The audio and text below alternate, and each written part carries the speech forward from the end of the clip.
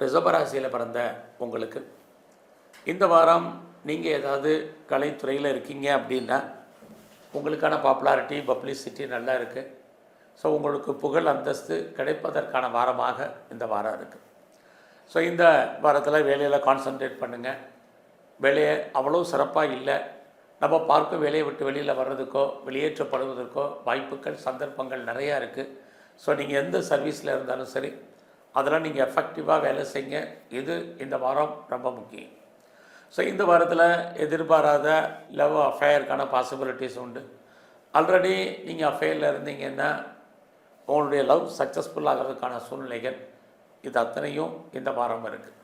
So இந்த வாரத்தில் உங்களுடைய பிஸ்னஸ் எப்படி இருக்குன்னு பார்க்குற போது நீங்கள் பண்ணக்கூடிய சொந்தமாக பண்ணக்கூடிய பிஸ்னஸ் உங்களுக்கு நல்லா இருக்குது, லாபத்தை கொடுக்கும்.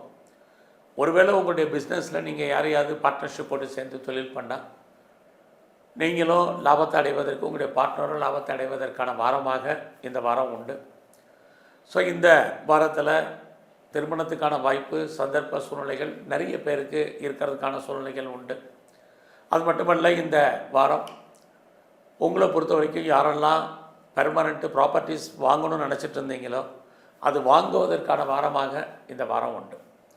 ஸோ நான் வீடு வாங்கணும், இடம் வாங்கணும், வீடு கட்டணும், வீட்டு உபயோகப் பொருட்கள் வாங்கணும், குறிப்பாக வெஹிக்கிள்ஸ் வண்டி வாகனங்கள் வாங்கணும்னு ஆசைப்பட்டவங்க ஐடியா பண்ணவங்களுக்கு அது நடப்பதற்கான வாரமாக இந்த வாரம் இருக்குது. அதெல்லாம் வாங்கிறதுக்கான வருமானங்கள் இருக்கான்னா வரும். ஸோ இந்த வாரத்தில் நீங்கள் ஏதாவது லோனுக்கு அப்ளை பண்ணியிருந்தீங்கன்னா அது கிடைப்பதற்கான வாரமாக இந்த வாரம் உண்டு. ஸோ இந்த வாரத்தில் உங்களுக்கு கிரானிக்காக யாருக்கெல்லாம் டிசீஸ் இருந்துச்சோ, நோய் இருந்ததோ, உங்களுக்கு நோயுடைய தன்மை குறையும். நீங்கள் சாப்பிடக்கூடிய மெடிசன்ஸுடைய அளவுகள் குறைவதற்கான வாய்ப்பு இதுவும் இந்த வாரம் உங்களுக்கு உண்டு.